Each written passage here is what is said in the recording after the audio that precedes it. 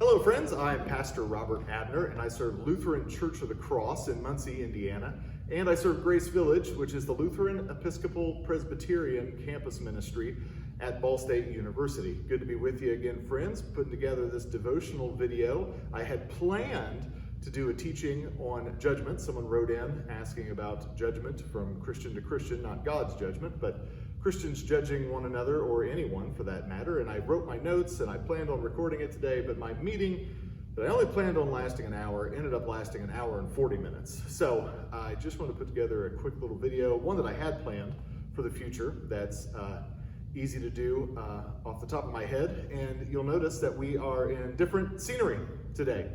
We are in the beautiful chapel at First Presbyterian Church. First Presbyterian is where Grace Village Campus Ministry lives and calls its home. We, as ELCA Lutherans, are in shared communion partnership with the PCUSA Presbyterians, as we are with the Episcopalians and some other denominations. And I could explain that in another video someday, but basically it just says, while we recognize our own denominational differences, we recognize that we do have enough in common to share the communion table with one another. So here we are in the beautiful chapel, and I want to talk about symbolism because you all know that I love Christian symbolism. Had a little bug on me, I was at an outside meeting. So I want to talk about some of the symbolism in this beautiful chapel, and let's do that. So I've got to come pick up the camera because I can't flip the view for some reason. I figured that out last time, learned that the hard way. So let's step back. Let's take a look at this beautiful chapel here. You've got this beautiful chandelier up here. You've got these colonial style windows, and it fits the outside architecture of the church. I had done a video on the symbolism in the sanctuary, but I didn't like the way it turned out, so I'll do that one again some other time. So we approach the chancel here, and the altar is straight ahead of us. Off to the left, you'll notice the baptismal font, and off to the right, the lectern. And so we move forward, and you see the altar, and upon the altar, you've got a Celtic cross and the word Alleluia, which you're all familiar with, both. But right below that, maybe some symbolism you're not familiar with. That P and that X are the Greek characters chi and rho.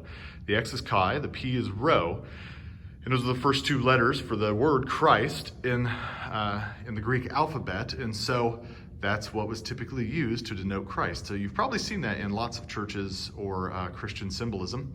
Right next to them, flanking them, on the left, you've got A for Alpha, another Greek character, and this weird horseshoe-looking O for Omega.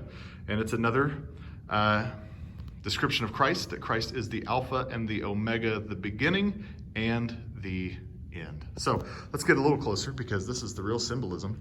I wanted to come in and show you some of this neat stuff here. And so let's start with this one here. Notice this wallpaper has a unique pattern to it. You get a little closer, you find out there are things in there. And so right there is, it may look like an angel, but it's not. It's a man with wings, and that is the symbol for the gospel author, St. Matthew. And the reason it's depicted as a man, or just a person with wings, is because Matthew's gospel, it is said, depicts the human side of Jesus more so than the other gospel lessons. This is just the ancient church theory. You can argue with that all you want. Let's move along to the next one. And I think we've got the lion over here. And so the lion represents Mark's gospel. You can see St. Mark on the scroll underneath it there.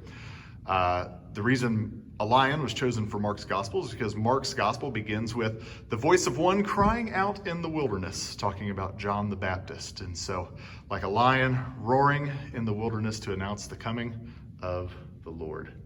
Let's move, we'll stick with chronological order, not chronological. What order they appear in the Bible? Is that chronological? Maybe. But these are not the order in which they were written, we'll put it that way. Here you have a bull ox representing Saint Luke, and the reason why, the ox was a sacrificial animal, and so it is said that Luke's gospel focuses more on the sacrificial nature of Jesus coming. So that's Luke. And last but not least, we've got the eagle representing St. John in his gospel. And it's said that St. John's Gospel focuses primarily on the divine side of Jesus, which I don't think anyone can argue with that. And so the eagle representing the flying high divine nature. So just a quick little recap here. We've got Matthew is the man for the human side of Jesus' story. Mark, represented as the lion for the voice of one crying out in the wilderness. Luke, represented by the bull, the oxen, for the sacrificial nature of Jesus and his gospel story. And then John the eagle, flying high to show us the divine side of Jesus. So, hope you learned a little something today. And now that when you walk into, let's get this view here. Yeah, you can see the big, beautiful organ in the balcony there. So, but let's close with a shot of the cross here. Hopefully now that you know some of the symbolism, you'll recognize it as you go into churches. It'll have a little bit more meaning to you, and you'll know what you're looking at when you see it in stained glass or artwork. So, thanks for tuning in, checking things out.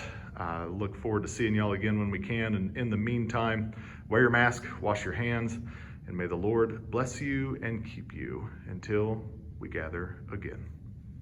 God's peace be with you.